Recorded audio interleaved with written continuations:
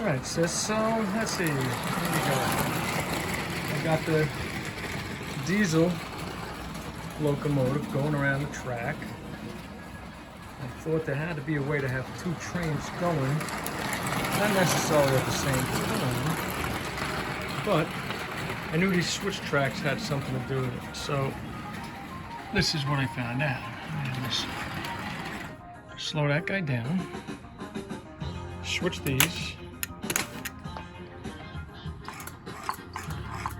and now this guy can run. There's the inside track.